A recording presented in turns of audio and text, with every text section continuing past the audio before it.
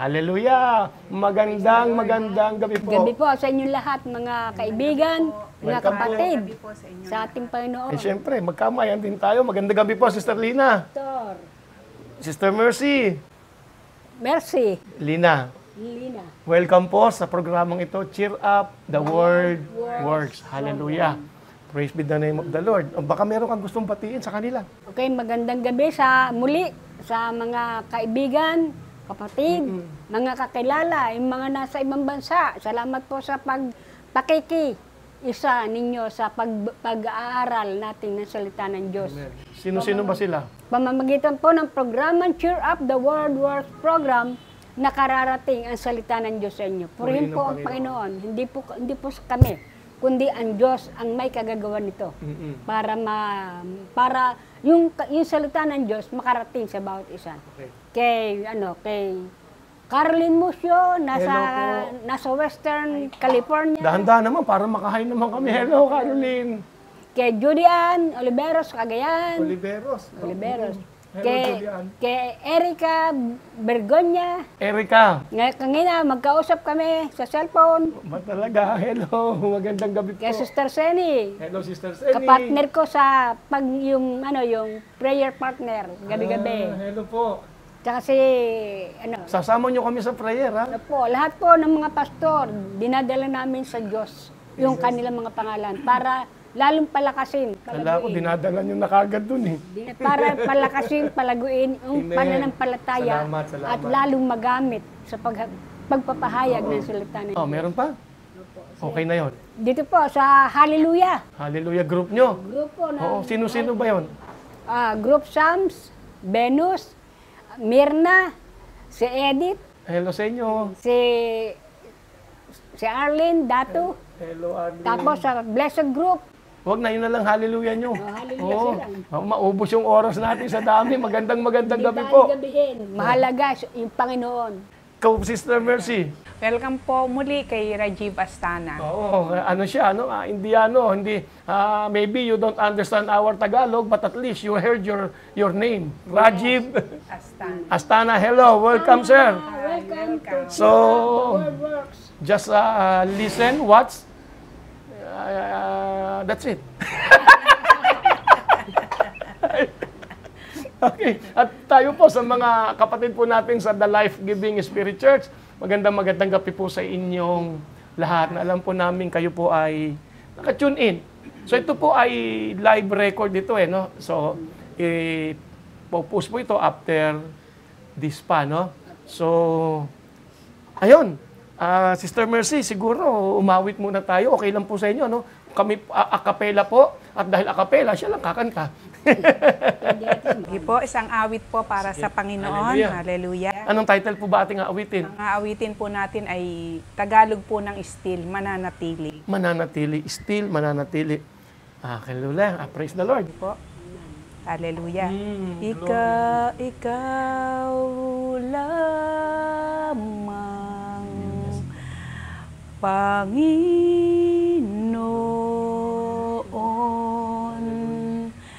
kaagapay, saan man naroon, suliranin man ay dumating.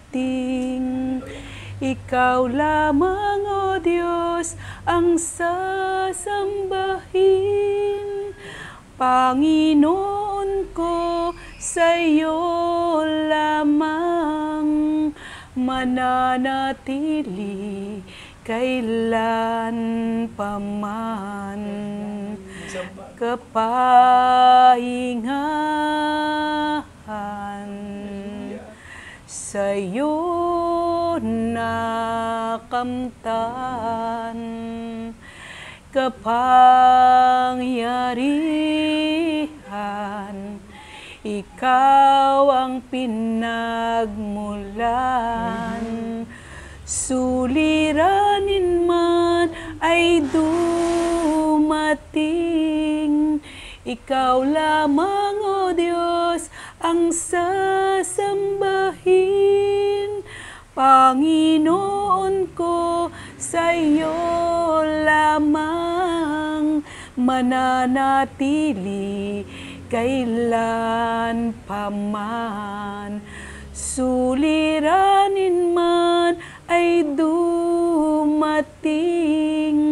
ikaw lamang, O Diyos, ang sasambahin. Panginoon ko, sa'yo lamang mananatili kailan paman. Mananatili kailan paman. Minsan pa po, mananatili kailan paman. Hallelujah, purihin ng Panginoon. Sa Diyos ang kaluwalhatian at sa Diyos ang papuri, parangal. Praise the Lord. Hallelujah. So second time nating may awitin, ano? Purihin ng Panginoon. Lagi natin na pong gagawin yan. May awitin. So Sister Mercy, pwede po bang bigyan nyo kami ng introduction naman para po sa ano bang ating magiging takbo kaya ngayon sa biyaya ng Panginoon. Sige nga po, Sister Mercy. Sa panahon pong ito, marami pong mga dumadaan sa mga pagsubok, sa mga problemang mabibigat.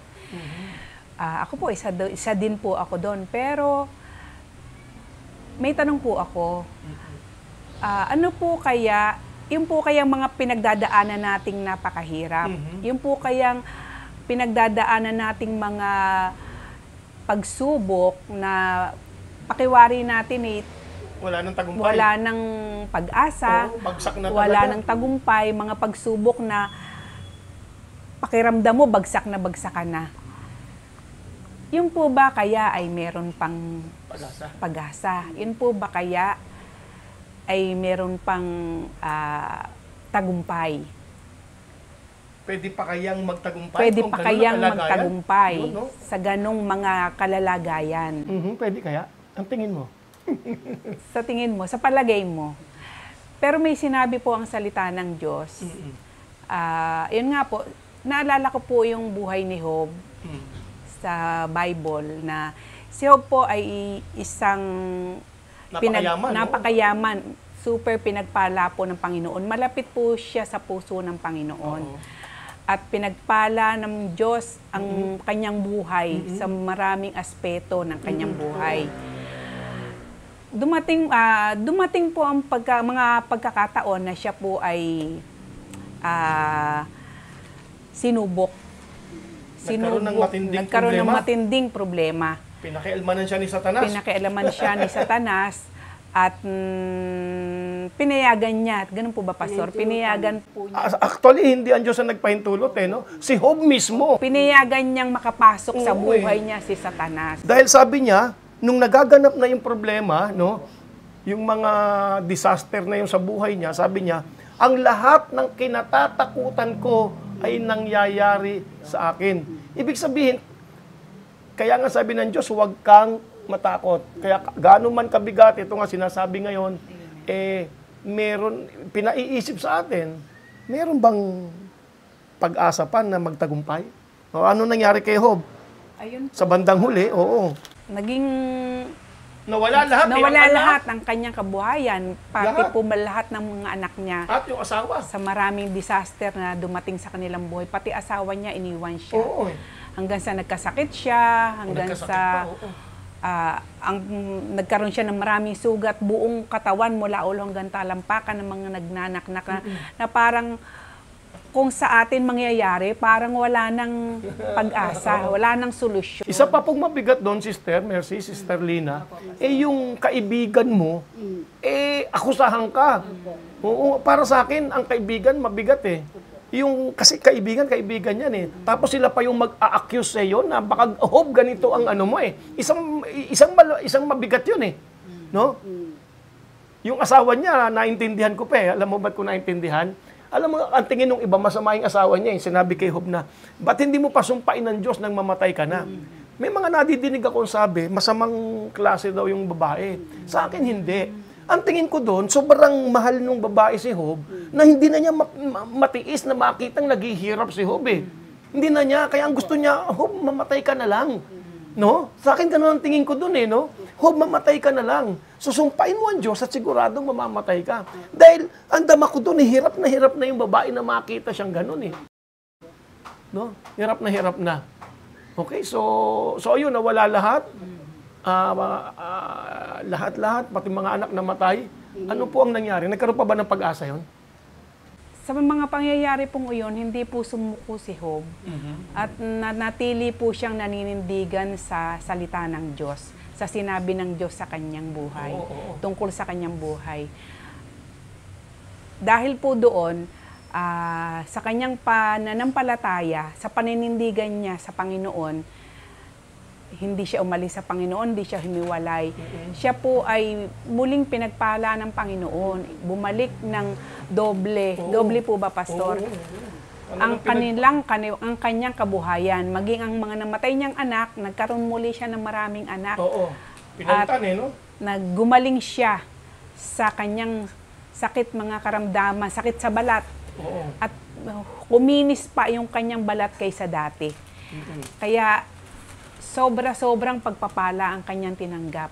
Kaya tayo man ay kung tayo man ay dumadanas ng mga pagsubok na mabibigat, wag po tayo mawawalan ng pag-asa. Dahil meron pong solusyon. Amen. Ang solusyon ay nasa salita ng Diyos. Narito po si Sister Lina na siya pong magpapahayag at mapapakinggan po natin ang sasabihin ng salita ng Diyos tungkol sa mga success, tagumpay. Sa tagumpay ng mga pinagdadaanan. Okay. Tingnan muna natin yon, Sister Mercy, no? Bago dumating ng awit, libro ni Job, no? Tingnan natin yung sinasabi, gaano ba ang ilan ba binalik? Chapter 42. Nandun ka na, no? Verse 10, Sister Mercy, pakibasa po. Verse 10. Ang kabuhayan ni Job ay ibinalik ni Yahweh sa dati. Nang pinanalangin nito ang tatlong kaibigan, dinoble pa ni Yahweh ang kayamanan ni Job. Ayun, dinoble pa, no? Amen. Ibig sabihin yung binalik sa dati si Job, muling katagumpayan niya dahil siya yung pinakamayaman sa Use, no? At ayun po. So, meron din pa akong dagdag doon. Sige, ano po idadagdag mo? Dahil doon sa, hindi siya nagalit sa kanyang mga kaibigan, kundi pinanalangin pa niya. Kaya nakakita ng Diyos ang kabutihan ng puso ni Job. Kaya dinoble yung kanyang kabuhayan. Amen, amen. At yung mga anak. Pinagpala silang talaga. Amen, amen. Kaya po rin po ang Panginoon. Hallelujah. So, ang itatitle po natin ngayon ay Sikreto ng Tagumpay. Amen. Yan. And remember, cheer up, the word works. No? Ang salita ng Diyos ay makapangyarihan talaga. So, Sister Lina, meron bang sinabi ang Diyos? Meron. Ang salita ng Diyos tungkol sa nagsasaad talaga ng tagumpay? Opo. Paano ba yon? Dito po sa Joshua 1:8.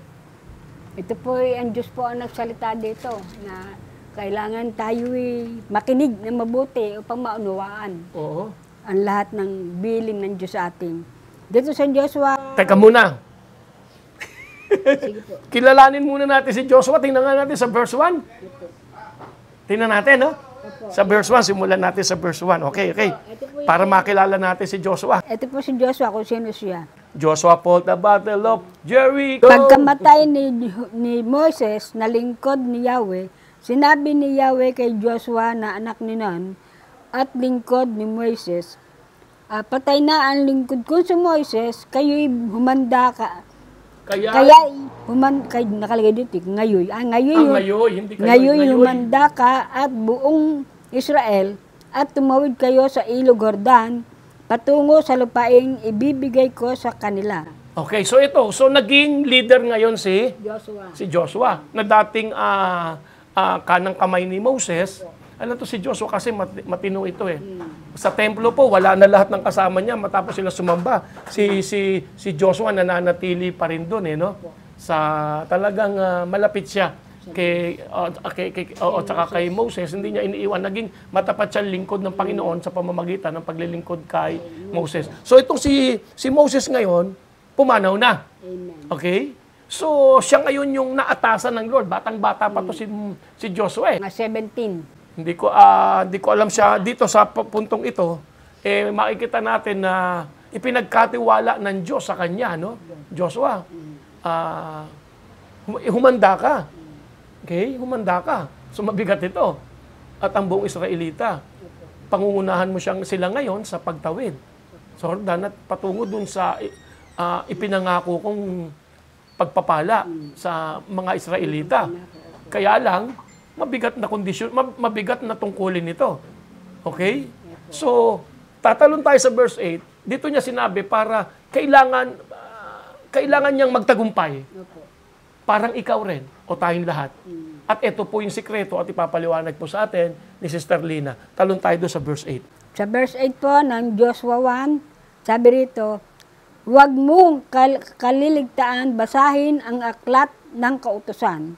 Pagbulay-bulayan mo iyon araw at gabi upang matupad mo ang lahat ng nakasaad doon at sa gayon magiging masagana at matagumpay ang iyong pamumuhay. Amen. Pwede pa namin pabasa muna kay Sister Lina?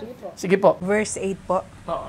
Huwag mong kaliligtaang basahin ang aklat na yaon, dilidilihin mo iyon araw-gabi, upang matupad mo ang lahat ng nasusulat doon. Okay. Sa gayon, giginhawa ka at magtatagumpay. May tagumpay talaga, no? Sikreto ng tagumpay. Sige, Sister Lina, binibigyan ka namin ng pagkakataon. Isa pong sample na nagtagumpay dito si Joseph. Isa po siya sa Isa sa example na may tagumpay, no? Sa katauhan naman ni Joseph. anak siya ni Jacob, Mhm. ni Jacob. Dito po sa siya po siya po yung pinakabunso. Ang pangalawa sa bunso sa magkakapatid. Sige, sige. Si Joseph. Pero nangyari po yun na siya ho, kinainggitan ng mga kapatid. Ayun, doon muna dalhin sa kinainggitan ng mga kapatid. Okay? Dahil marami siyang mga revelation na nakikita sa kanya ng Diyos. Yung kanyang yung kapangyarihan ng Diyos parang naaano sa kanya. Nagre-reveal kasi ang Diyos kay Joseph, no? Ganito yan na tingnan natin sa Joseph ba yan?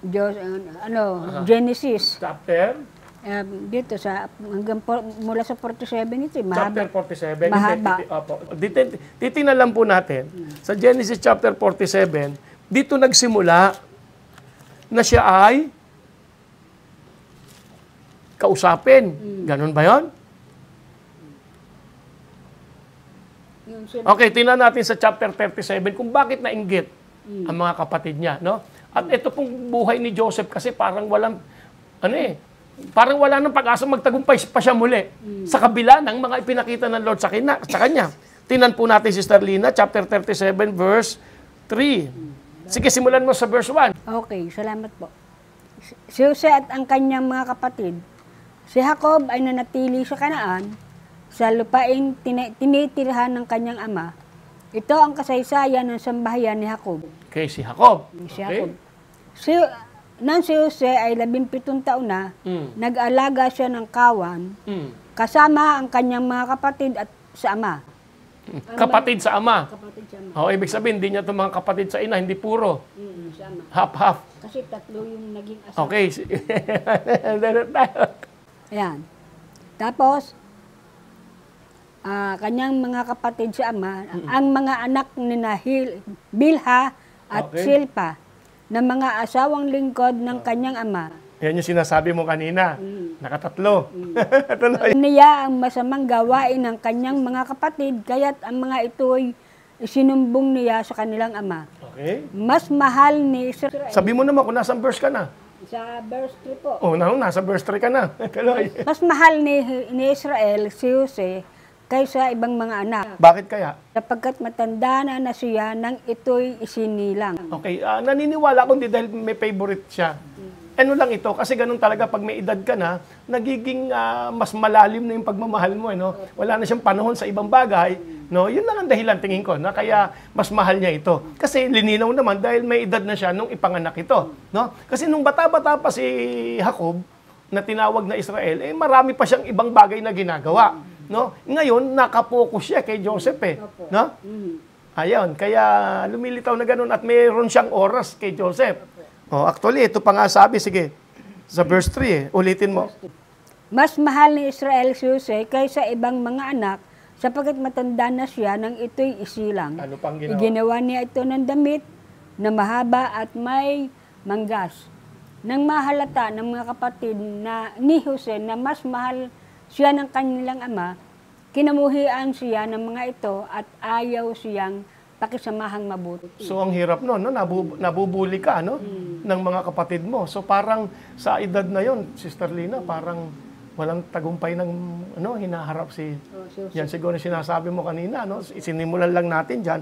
At bukod pa ron, Sister Mercy, kaibigan, Sister Lina, no, alam mo to dahil yan nga yung topic mo, bukod pa dun, bukod sa kinamuhian siya dahil favorite siya, dahil mas may pabor na tinatanggap si Joseph. Kasi sila, hindi sila tumanggap ng ganon. Igawa pa ng iba't ibang kulay na damit, no? Dahil doon, sabi ng verse 4, anong sabi sa verse 4, Sister Mercy, pakibasa po. Dinamdam ito ng kanyang mga kapatid at ayaw nilang pakisamahang mabuti si Jose. Doon pa lang, unang problema ni Jose sa buhay niya. Okay, unang problema niya sa buhay niya na hindi naman niya ginawa, pero naging problema niya. No? Parang, pagka kontra lahat siya, parang hindi ka na magtatagumpay sa buhay. Ang hirap nun, di ba? Pagkaisahan ka, di ba? Di ba? 12 sila magkakapatid, bali 10 ang tanggi sa kanya. 11. 12 tribes, 12. Oo, 11 yung kapatid niya. Oo. Pero yung bunso, wala naman siyang doon eh. Wala siyang kinalaman. Wala siyang kakampi, no? So, wala siyang kakampi. So, ang nangyari, eto nga po. So, unang-unang problema niya, tingnan natin, no, baka nakaka-relate ka. Marahil sa tingin mo, mga kapatid mo, parang walang pakialam sa iyo. Pero meron pa ba? Meron pa bang may pakialam sa iyo? I mean, di ba? So, tingnan natin, unang problema niya. Na parang pag pinagkaisahan ka, wala nang, hindi, parang wala nang pag-asa, no? Parang wala nang tagumpay. Parang ako noon, pinagkaisahan ako ng mga kapatid ko noon eh. Oo, ayaw nila akong, kasi lumilitaw na akong pinakapogi sa amin lahat eh. Okay, kasi 3 kapatid ko, puro babae. Sige, balik tayo. Okay? So, ano yung sumunod na naging problema niya? So, verse 5. Oo, tingnan natin, kay Sister Mercy natin pabasa, tingnan natin. Sana naginip siya at lalo silang namuhi na. Lalo! Nadagdagan! Dahil doon sa panaginip. No? Ano ba yung panaginip, Sister Lina? Verse 6. Verse 6. Sinabi ni Jose, napanaginipan ko na tayo ay nasa bukid at nagbibigkis ng trigo. Tumayo ang aking bigkis at yumukod sa paligid ng aking binigkis at yumukod sa paligid nito ang inyong mga binigkis. Oy, verse 7. Verse 7. Ano nga? Kasi hindi mo kasi sinasabi ko anong verse ka na eh. Verse 8. Tapos dito na. Ayan, ito ngayon. At dahil doon, sa panaginip na yon, amen? Dito lalong namuhi eh. Okay? Ano bang interpretasyon ng panaginip na Sister Mercy, verse 8? Verse 8. Ano ang ibig mo bang sabihin ay maghahari ka sa amin? Tanong nila at lalo silang nagalit kay Jose. Di ba? So, tumindi ng tumindi. Sa tingin mo, wala kang kakampi. Di ba? Ang hirap. Paano ka magtatagumpay niyan? Sa pamilya mo mismo, tagilid na laban mo. No? Paano kaya? At mismong mga magkakapatid, nagagalit din sa kanilang ama. Oo eh. Dahil doon sa ginagawa niya. Oo. So, totoo, no? Paikliin natin, sa lahat ng galit na yon na naipon, ano po ang... So actually, yung panaginip ni Joseph na yon, maganda para sa Panginoon. Ibig sabihin, Joseph, magiging... pupuntahan ka eh. Magiging kilala ka, at ang lahat ng tao, actually, pati nga yung mga kapatid niya, tatay niya, ay kakailanganin siya. Kakailanganin siya. Hindi lang naintindihan to ng mga kapatid niya noong una. Kakailanganin siya. So in effect, maganda ang kalagayan na nag-iintay kay Joseph. Pero imbis na mangyari kagad yun, amen, ito po ang naganap. So siya po ay pinagplanuhan na patayin. Amen? At ito po ang nangyari, verse 20, Sister Mercy.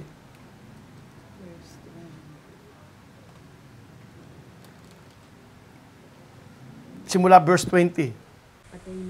Patayin natin at ihulog sa balon at sabihin sinila ng Okay, simulan mo sa 19. verse 19. Oo, para makita Sinabi natin. nila, ayan na ang mapanaginipin. Okay. Patayin natin at ihulog Ayun. sa balon at sabihin sinila ng babangis na hayop. Tingnan natin kung ano ang mangyayari sa kanyang mga panaginip.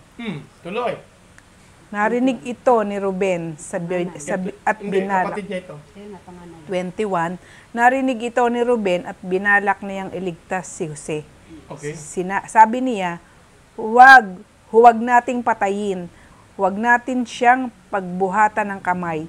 Ihulog na lamang natin sa balon.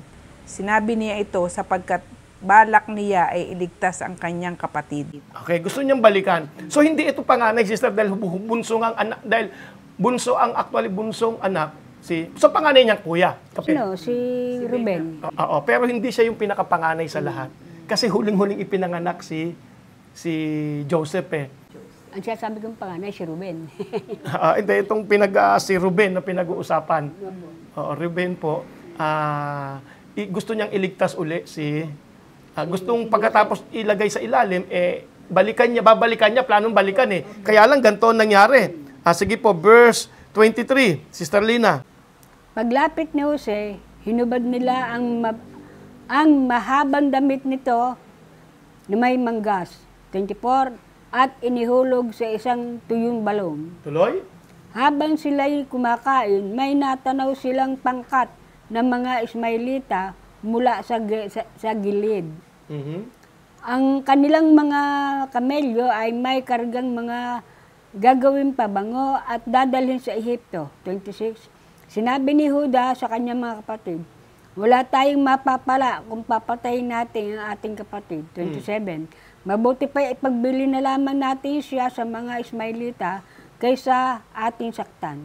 Siya'y kapatid din natin, laman ang ating laman at dugo ng ating dugo. At sila'y nagkasundo, 28, kaya't nang may dumaraan ng mga ngalakal na Midianita, inaahon nila si Jose at ipinagbili sa halagang 20 pirasong pilak at si Jose dinala ng mga Ismailita sa Ehipto. Okay, ito'y parang shadow ng Panginoong Hesus, pero hindi na ating itatapik, no? Ibinenta si Jesus ni Judas. Ito naman, ibinenta si Joseph. So makikita natin, yung magandang pangitain, Sister Lina, nawala. Kasi pagdating doon, inisipin mo, ibinenta ka. Pagdating doon, ibinenta pa rin siya. At pagdating pa rin sa Egypt, alam natin na nangyari, nakulong siya sa maling paratang, no? At ayun. At doon nagsimula na siya ay naging alipin. Pero sabi ng Bible, ano man ang mangyari, pinagpapala siya ng Diyos. Okay, tingnan natin ng 39 verse 21, tapos ituloy mo na, Sister, ang paliwanag. Chapter 39, verse 21. Verse 21. Oo.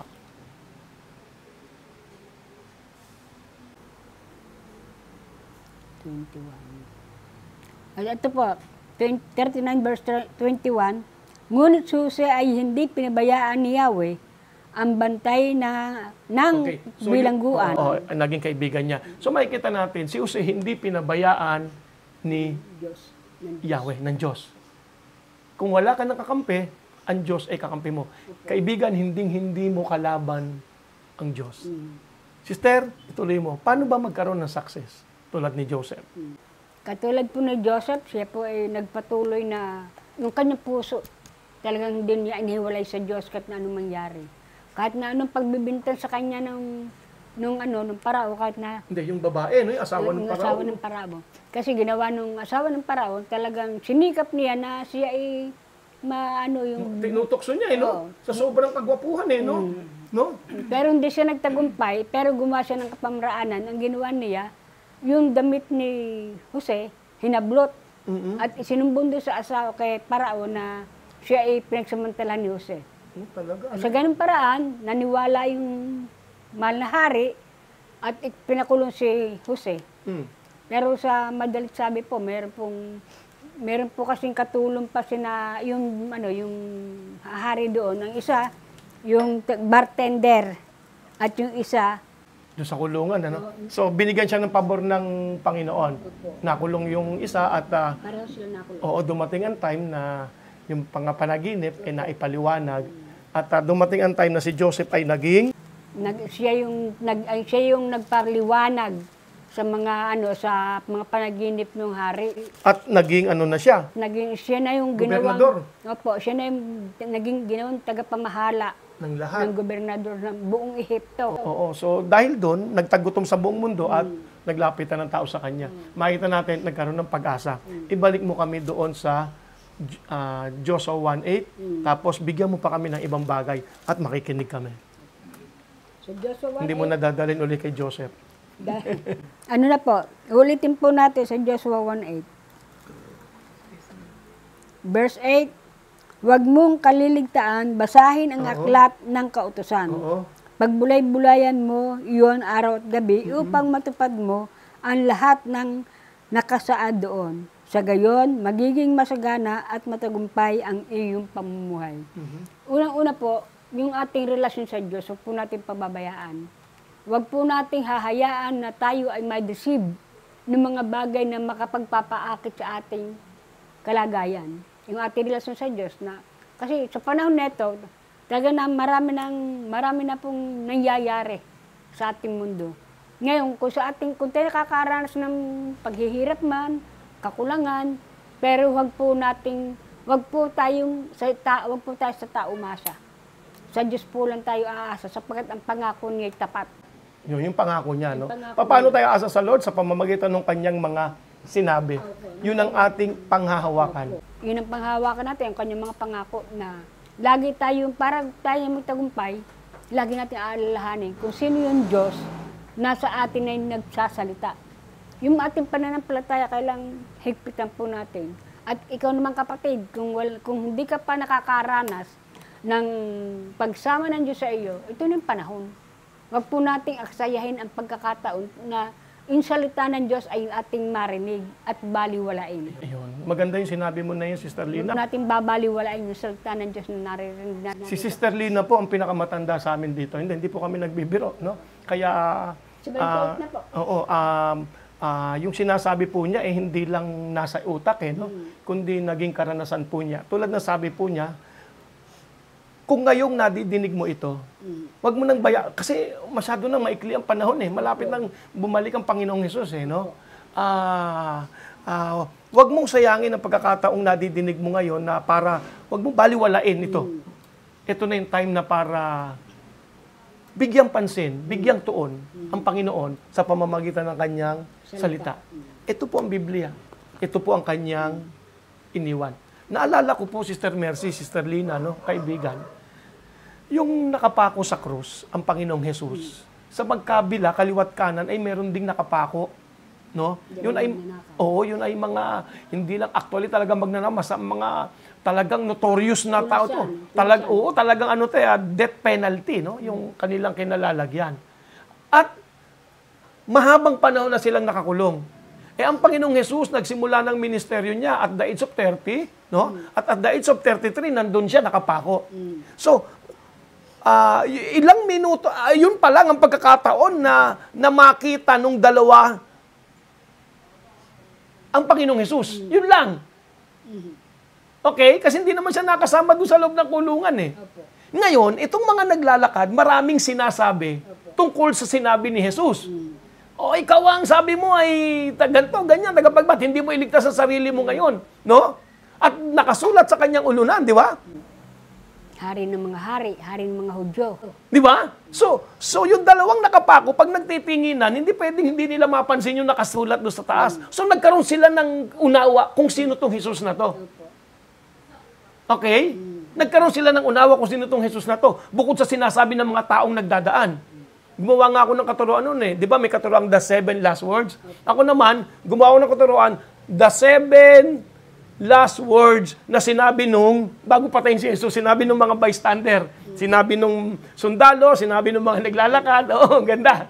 Ganda no, no? Pero anyways, so, nadidinig nung dalawang nakapako. Noon lang nila nadinig yun. Noon lang nila nadinig yun. Ano ang sabi nung isa? Kinutya si Jesus. Aba, iligtas mo kami. Di ba? Iligtas mo ang sarili, iligtas mo kami. Kinukutya niya si Jesus. Pero anong sabi nung isa? Naniwala siya eh. Kaya sabi niya, Panginoon, alalahanin mo po ako pagdating mo sa iyong kaharian. Ano sabi niya? Sinasabi ko sa iyo ngayon, kasama kita sa aking kaharian. So, yung isa, kinutya siya, binaliwala, yung kanyang nadinig nung oras na yon at hindi siya nakinabang. Pumalpak ang kanyang, hindi siya nagkaroon ng pagkakataong sabihin sa kanya ni Jesus na kasama kita. Pero yung isa, nun lang niya nadinig ang tungkol kay Jesus, hindi niya sinayang. Ginamit niya yung pagkakataon na yun, naniwala siya at sabi niya, Panginoon, alalahanin mo lamang po ako. Remember, that's the time lang na nadinig nung nakapako yun. Kaya niyo sabi ni Sister kanina, huwag mo sayangin. Huwag mo sayangin ang nadidinig mo ngayon para baliwalain pa rin ang Panginoon. Mamaya po, papatanggap po tayo sa pamamagitan po ni Sister Mercy, panalangin ng pagtanggap sa Panginoong Jesus. Huwag mo sayangin. Huwag mo sayangin. So sabi doon nga, bulay-bulayin mo. Huwag mo ikang kaliligtaan. Huwag mong kalilimutan dahil may tendency tayo laging makalimot, kapatid eh. At ngayon sinasabi ni Lord sa'yo, huwag mong kakalimutan. Gawin mong mamaya matapos kang tumanggap. Kaya please, pakishare po ito dahil sa mga kakilala nyo na wala pang hindi pa tumatanggap sa Panginoon, malagay no? Na sila'y tumanggap. No?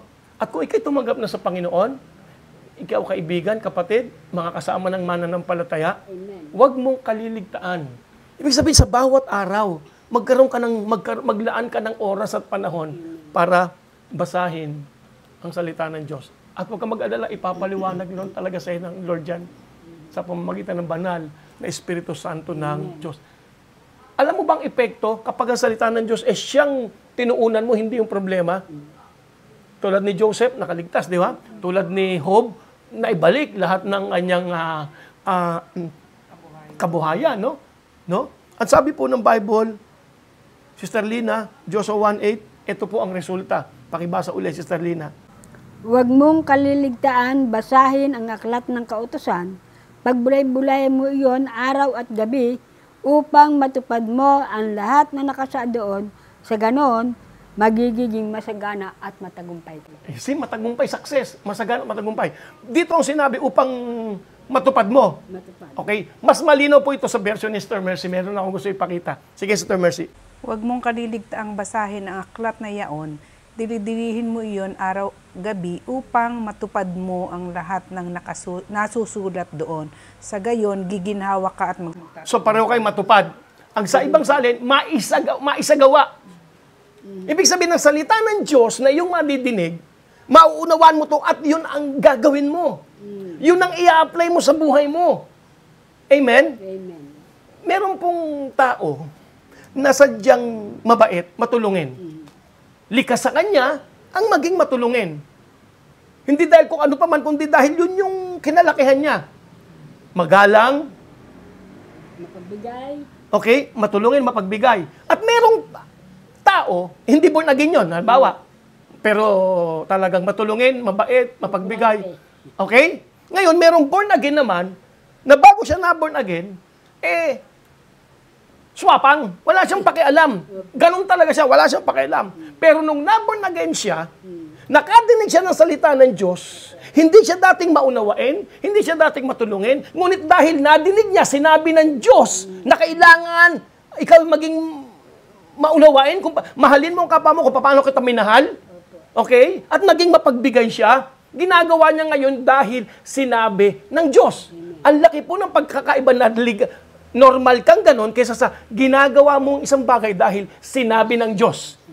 At ang sabi ng salita ng Diyos, kapag dahil sa salita ng Diyos ginagawa mo isang bagay, isinasakatuparan mo to, ang resulta, giginhawa ka at magiging matagumpay sa buhay. Kaya po mahalaga yung Word of God eh. Ulitin ko, may taong likas sa kanya ang mabait at matulungin. Ngunit likas sa kanya yon.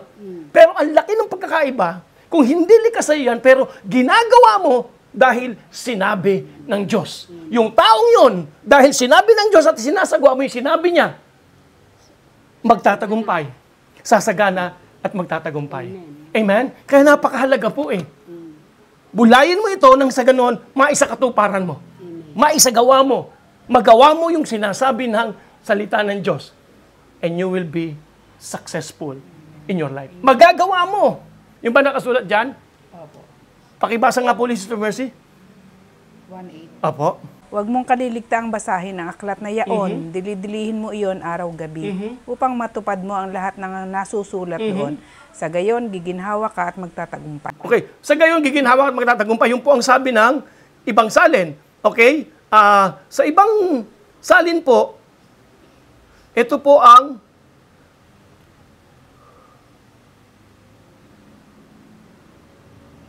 sabi po ng King James ay ito. This book of the law shall not depart out of thy mouth. Sabihin, binibigkas mo yan. But thou shalt meditate therein day and night, thou mayest observe to do.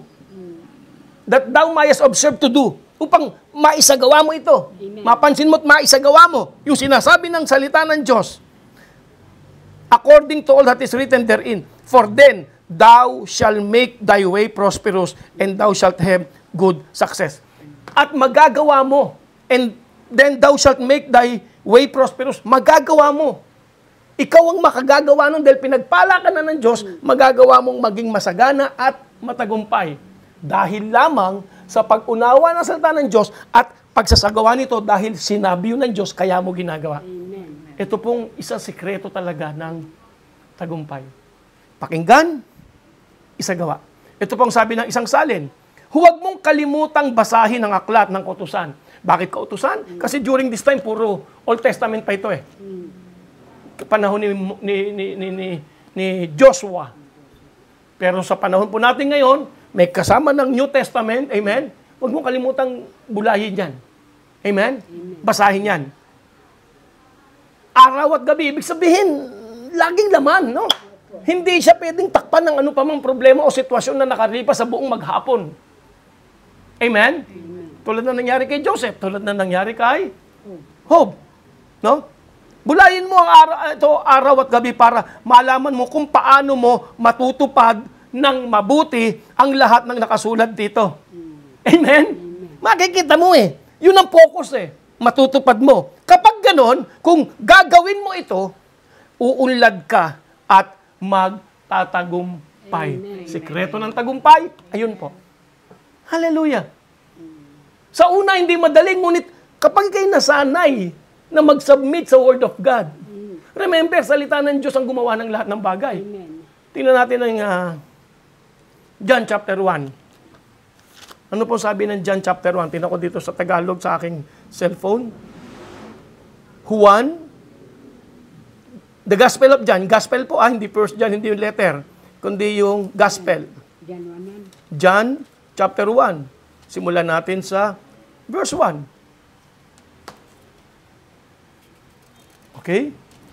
Sterlina, pwede bang ito po ang basahin mo? Yan. Lalaki ng letter, no? John 1, verse 1. Okay. Hanggang sa mga sumusunod. Nang pasimula, naroon na ang tinawag na salita. Ang salita ay kasama ng Diyos at ang salita ay Diyos. Okay, salita ay Diyos at ang, okay? Verse 2, sa simula pa'y kasama na siya ng Diyos. Yung salita. Okay? Verse 3, nilikha ang lahat ng bagay sa pamamagitan niya at walang anuman nalikha nang hindi sa pamamagitan niya. So lahat ng bagay ay nilikha sa pamamagitan ng salita ng Diyos. Salita ng Diyos din, amen? At walang anumang bagay na nalikha nang hindi sa pamamagitan ng salita ng Diyos. You see? Lahat. Lahat. Amen? So kapatid, napakalaga po nang meron tayong oras sa panahon sa ating Panginoon sa pamamagitan ng pagbubulay ng Kanyang salita. Ngunit mangyayari lamang ito at magaganap kung si Jesucristo'y tatanggapin mo sa iyong buhay. Salamat po sa ating pinaka ate dito sa grupong ito. No? Sa kanya pong pagnanais na maibahagi itong sikretong ito. At ngayon po, Sister Mercy, pwede bang paki-guide kami sa pagtanggap sa Panginoon? Ngunit bigyan mo muna kami ng ilang, pwede magbigay ng talata patungkol dito. Hallelujah. Tulad halimbawa ng sinabi sa pahayag, di ba? Pahayag. Opo.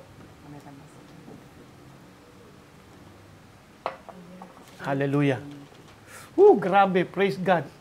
Help us to spread this episode now. Amen. Sabi po sa pahayag, chapter 3, verse 20, nakatayo ako sa labas ng pintuan at tumutuktok. Kung di rin gininuman ang aking tinig, excuse me, at bubuksan ang pinto, kay papasok sa kanyang tahanan at makakasalo ka, magkakasalo kaming kakain. Amen. Kung tatanggapin po natin ang Panginoong Hesus, siya po'y kumakatok sa ating puso. Amen. Kumakatok po sa inyong mga puso. At kung bibigyan niyo po ng pagkakataong papasukin siya sa inyong buhay, mararanasan po ninyo ang tagumpay na kahit sa anumang lugmok na sitwasyon, may katagumpayan po. Pagka po si Jesus ay papayagan yung makapasok sa inyong buhay at paghariin sa inyong buhay, siya ang pangunahin sa inyong mga buhay. Kung papayagan nyo pong makasalo siya sa pamamagitan ng kanyang salita. Sa pamamagitan ng kapangyarihan ng kanyang salita. Nandoon po sa salita ng Diyos ang katagumpayan. Wala po doon sa mga problemang tinitingnan natin.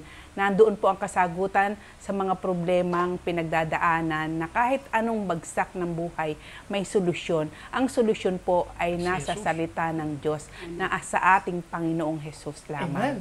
Hallelujah. Kaya purihin natin ang Panginoon. At sa oras pong ito, tayo po'y mananalangin ng pagtanggap. Panalangin ng pagtanggap sa ating Panginoon. Mahalaga po itong sundan natin. Okay? At i-guide namin po kayo. Napakalaga po nito. Totohanan galing sa iyong puso, bigkasin mo ang panalangin ito. Hallelujah. Bigkasin po natin, makisabay po tayo, sumunod po tayo sa panalangin. Panginoong Hesukristo, Panginoong Hesukristo, sa oras pong ito, binubuksan ko po ang aking puso, ang aking buhay, para sa iyo. Panginoong Hesukristo, tinatanggap kita bilang aking Panginoon. Nananalig po ako at nananampalataya na ikaw, Panginoong Hesukristo, ay namatay para sa akin. At sa ikatatlong araw, ikaw ay nabuhay muli, Panginoong Hesus. Salamat po sa kapayapaan, sa kaayusan, sa katagumpayan na mga tatamasahin ko. Matapos kitang tanggapin, Panginoong Hesus, salamat po sa buhay na walang hanggan. Salamat po sa karapatang maging anak ng Diyos. Panginoong Hesukristo, ikaw na po ang maghari sa akin. Amen. Amen. Purihin ang Panginoon. Praise God. Congratulations. No? So, pwede po ba namin na ipag-pray ikaw na bagong tanggap sa Panginoon na magkaroon ka ng sarili mong local church na madadaluhan. Nandyan man lang yung marahil sa paligid ng inyong lugar. No? Mahalaga po ang may local church. May pastor na mag-aalaga sa inyo. Ang tanging magagawa lamang po namin dito ay mag-share. Madalan kayo ng buhay, banal na salita ng Diyos, maintindihan at mapatanggap ka sa Panginoon. Pero bukod doon, kailangan mo ng pastor at church na mag-aalaga sa iyo. So tayo po'y mag-share ko, dakilang Diyos, aming amang nasa langit. Dalangin po namin siya na bagong tanggap sa Panginoong Kristo. Alam po namin ang sabi ng iyong salita sa John chapter 1 verse 12, ang lahat ng tumanggap at nanalig kay Jesus ay binigyan ito ng aming Panginoong Jesucristo ng karapatang maging anak ng Diyos. Kaya siya ay aming kapatid ngayon. At dalangin po namin, Ama, sa kapangyarihan po ng banal na Espiritu Santo, sa pangalan ng aming Panginoong Jesucristo, na masumpungan po ng aming kapatid na ito ang kanyang local church. Nadadaluhan niya na doon mo po siya palalaguin. Salamat po, aming Amang nasa langit. At kung meron man kaming kapatid ngayon, kaibigan, na matagal nang tumanggap sa Panginoong Jesucristo, ikaw kaibigan na walang nadadaluhan, ngayon ay dinadalangin namin na magkaroon ka muli ng local church na pagsasubmitan mo at magagamit ng Panginoon para sa iyong kaayusan. Father, we thank you, Lord. We give you praise, glory, and honor. In Jesus' name, Amen and Amen. Hallelujah. So, paano? Next episode. next episode ulit. God loves you. Bye-bye. Remember, cheer up the word works. We love you. Happy birthday, Sister Sunny, sa Happy 15. birthday po. Sa aking Si Jam, sa 26. Oh, happy birthday sa inyong mga April. April, mga taga-April. Oo. Okay? God bless your week. God bless. Love you. Jesus loves you.